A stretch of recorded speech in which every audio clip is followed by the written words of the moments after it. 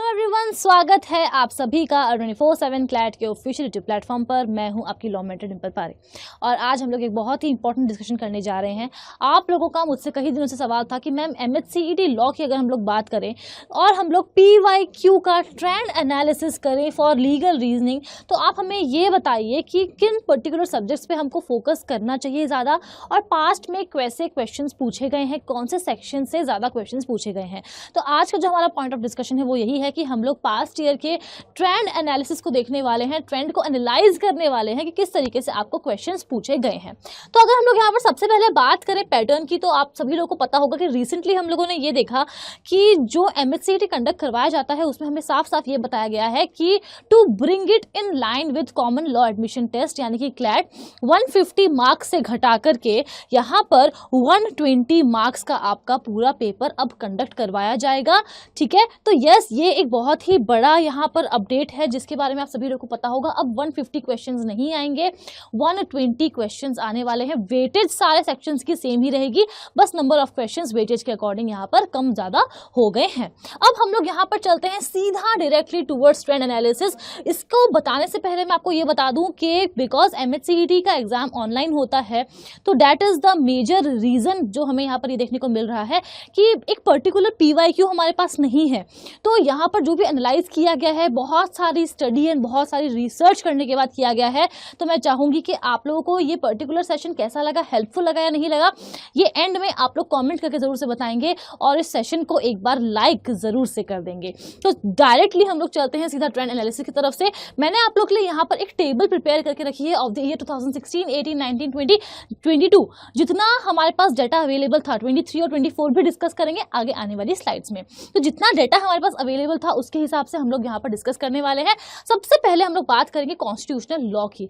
Constitutional law में 2016 में 20 questions पूछे गए थे, 18 में 13, 2019 में 8 और 2022 में 16 क्वेश्चंस।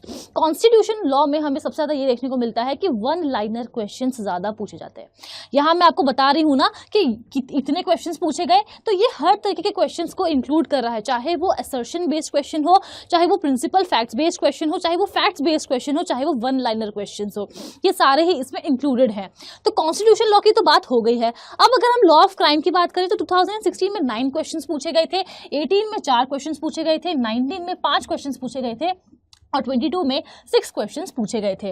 लॉ ऑफ टॉर्ट्स की अगर हम लोग बात करें तो 2016 में एक भी क्वेश्चन नहीं पूछा गया था, 18 में 7 क्वेश्चंस पूछे गए थे, 2019 में 3 क्वेश्चंस एंड 2022 में सिर्फ और सिर्फ 1 क्वेश्चन। बात करें प्रॉपर्टी लॉ की, प्रॉपर्टी लॉ यहाँ पर एक मेजर हमारा सब्जेक्ट है, लेकिन आप देख सकते हो कि 2016 में एक क्वेश्चन आया था, 18 में और 22 में एक भी नहीं आया और 19 में 2 क्वेश्चन आ गए थे। आप लोग को इतना ज़्यादा डाइव नहीं होना है प्रॉपर्टी लॉ में, कुछ ऐसे बेसिक चीज़ें हैं जो आप लोग को यहाँ पर पढ़ करके जानी है। बात करें अगर हम लोग यहाँ पर करंट लीगल नॉलेज की, तो 2016 में 5 क्वेश्चंस आए थे, 18-19 में एक क्वेश्चन भी नहीं आया और 22 में एक क्वेश्चन यहाँ पर पूछा गया था।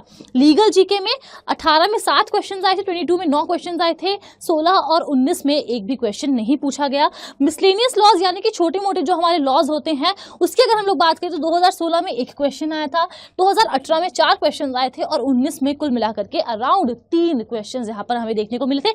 ये सब अप्रोक्सीमेशन में लिखा हुआ है, ठीक है, बिकॉज हमारे पास PYQs अवेलेबल नहीं है, ऑनलाइन हमारा एग्जाम कंडक्ट करवाया जाता है। बात करें अगर हम लोग यहाँ पर लॉ ऑफ कॉन्ट्रैक्ट की, तो कॉन्ट्रैक्ट में 2016 में 3 क्वेश्चंस आए थे, 18 में 4 क्वेश्चंस आए थे, 19 में 9 क्वेश्चंस आए थे और 2022 में 7 क्वेश्चंस आए थे। तो अगर हम लोग यहाँ पर इस चीज़ को एनालाइज करें तो आपको ये देखने को मिलेगा कि जो कॉन्स्टिट्यूशन लॉ है हमारा वो सदाबहार है। मैक्सिमम क्वेश्चंस यहाँ पर हर साल यहाँ से पूछे गए हैं, तो आपके लिए बहुत इंपॉर्टेंट है। और आपको मैं वापस से बता देती हूँ कि वन लाइनर क्वेश्चंस यहाँ से ज्यादा पूछे जाते हैं, ठीक है। तो कॉन्स्टिट्यूशन हमारे लिए इंपॉर्टेंट है, क्राइम हमारे लिए बहुत इंपॉर्टेंट है, टॉर्ट्स हमारे लिए बहुत इंपॉर्टेंट है, लॉ ऑफ कॉन्ट्रैक्ट हमारे लिए बहुत ही ज़्यादा इंपॉर्टेंट है। मैं इसीलिए आप सभी लोगों से कहती हूँ कि करंट लीगल अफेयर्स और लीगल जीके के साथ आप लोगों को हमेशा बने रहना है, पढ़ते रहना है उसको, बिकॉज कभी भी कुछ भी हो सकता है। आप देखो, कभी तो 8 क्वेश्चन आ गए, कभी एक भी क्वेश्चन नहीं आया फ्रॉम दिस, ठीक है। मतलब यानी कि ये चीज़ें बदलती रहती है, तो आप लोगों को इस चीज़ का ध्यान रखना है कि कभी तो बहुत सारे क्वेश्चन आ जाएंगे, कभी कम आएंगे। फॉर एग्जाम्पल कॉन्स्टिट्यूशन में 2016 में 20 क्वेश्चन आए तो 19 में सिर्फ 8 ही आए। अब एग्जामिनर कहाँ से क्वेश्चन पूछेगा ये हम लोग यहाँ पर नहीं देख सकते हैं, प्रेडिक्ट नहीं कर सकते हैं, तो थोड़ा रेडी हम लोगों को अपने एंड से पूरा होकर के जाना है। अगर हम लोग यहाँ पर बात करें MHCET लॉ 2023 की, तो मैं आपको बता दूं कि यहाँ पर लीगल जीके पूछी गई थी। कुछ बहुत इंपॉर्टेंट हमारे फॉर एग्जाम्पल कुछ ऐसे हमारे इंस्टीट्यूशंस है, उनके यहाँ पर हमसे फुल फॉर्म्स पूछे गए थे, कॉन्स्टिट्यूशनल लॉ के क्वेश्चन आए थे, लॉ ऑफ टॉर्ट्स के क्वेश्चन आए थे, लॉ ऑफ क्राइम से क्वेश्चन आए थे, प्रिंसिपल फैक्ट्स बेस्ड क्वेश्चन थे।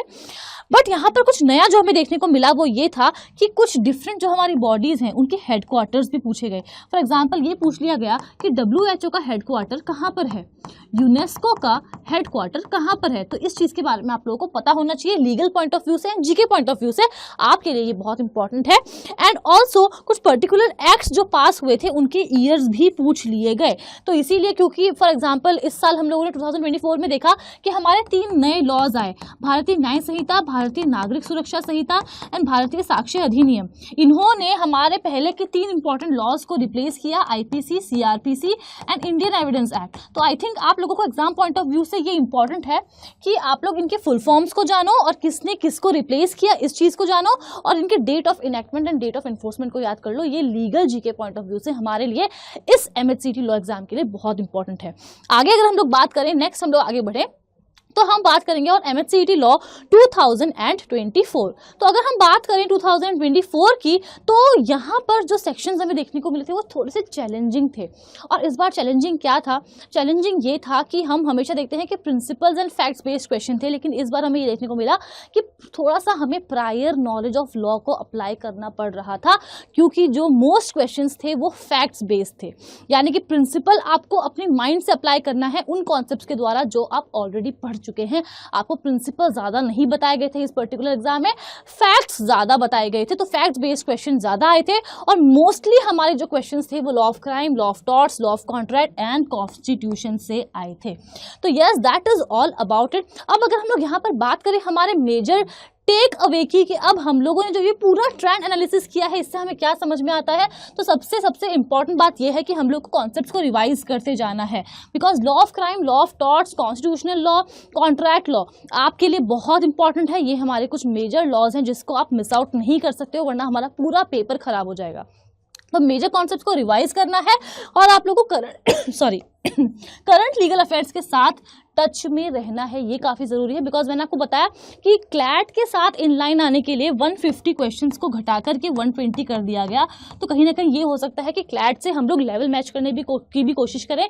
और क्लैट में इस बार लीगल रीजनिंग में जो करंटली हमारे लॉज पास हुए थे, मिसलेनियस लॉज है, उससे ज़्यादा क्वेश्चंस आए थे। तो हम लोगों को इसके लिए भी एकदम तैयार होकर के जाना है, जितना हो सके उतना प्रैक्टिस करना है। Because principle and fact based question तो हम लोग कर लेंगे अगर कॉन्सेप्ट क्लियर है तो, लेकिन अगर कॉन्सेप्ट आपके यहाँ पे क्लियर नहीं है, माइंड में सही ढंग से आपको याद नहीं है, फॉर एग्जाम्पल थेफ्ट क्या होता है, वो 5 एलिमेंट्स कौन से हैं उसके अगर आपको वो याद नहीं है, तो फिर अगर सिर्फ और सिर्फ फैक्ट्स बेस्ड क्वेश्चन आ गए तो हम लोग वहाँ पर हो सकता है कि कहीं ना कहीं अटक जाए, और ऐसा नहीं होना चाहिए।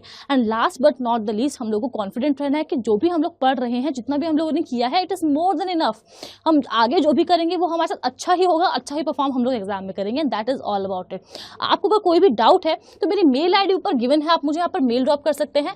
और अगर आप हमारे साथ जुड़ करके तैयारी करना चाहते हैं तो मैं आपको ये बता दूं कि for MHCET 3 year we have Yash 2.0 batch, for MHCET 5 year law we have Prabal 2.0 batch. अगर आप वेरियस एग्जाम्स की तैयारी कर रहे हैं फॉर 5 ईयर, तो आप हमारे लॉ महापैक फॉर 5 ईयर LLB कोर्स में भी एनरोल कर सकते हैं।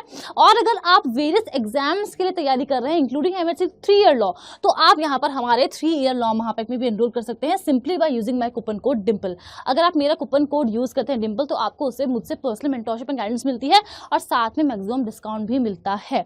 और गाइडेंस की इस वक्त सबसे ज़्यादा हमें ज़रूरत है। क्यों? Because this is the time जहाँ पर इधर वी कैन मेक इट और वी कैन ब्रेक इट। तो आप लोगों को बिल्कुल ध्यान रखना है कि आपको सही गाइडेंस एकदम प्रॉपर टाइम पे मिले। और मैंने खुद ने MHCET लॉ का एग्जाम क्रैक किया है, तो who can be better than me जो आपको इस समय पर गाइड कर सके। सो अगर आपको कोई भी क्वेरी है, कोई भी डाउट है, डर लग रहा है, मेरी मेल आईडी ऊपर गिवन है, आप लोग यहाँ पर मुझे बेझिझक मेल ड्रॉप कर सकते हैं। Thank you so much everyone. मैं आपसे मिलूंगी नेक्स्ट सेशन में।